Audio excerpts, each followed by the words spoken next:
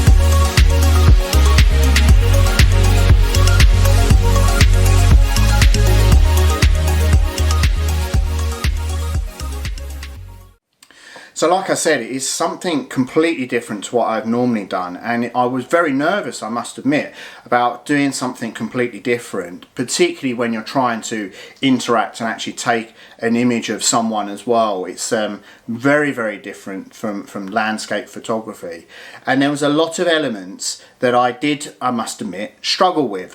One of them being is that we needed to obviously have a particular setup with the shutter speed and the aperture on the camera, and a lot of the times we had to adjust the ISO to compensate. And for me, that was a very alien feeling to adjust the ISO, whereas normally in landscape photography I keep the ISO as low as possible, and it was just a very strange feeling having to adjust that element of the exposure triangle. But when I was obviously there and having the coaching and the banter with the guys, it was really enjoyable just to listen and learn from their expertise, and then obviously apply it to the images that I've been able to show. The other thing that I found very interesting after the shoot is how I actually went about processing the actual images afterwards. The image processing that I used was very different to what I normally do, and the image in processing of Heidi was very different to what I used of a fellow club member of Tony that I took, and I'll post up those images either before or you will see them, and that was again processed in a very different way of the male and the female elements that I wanted to create, and just get my skills up on post-processing both styles of images. And again, it was very interesting and a big learning curve for me as well. So hopefully you've enjoyed it as well. As I say, very, very different from what I normally do. And just let me know in the comments below if you've had any experience of doing any portrait photography, and how you felt compared to maybe some other styles of photography that you're more comfortable with, or vice versa. If you're more comfortable with portrait photography and then go and take landscape photography, is maybe that is where you're stepping out of your comfort zone. But yeah, I really enjoyed it.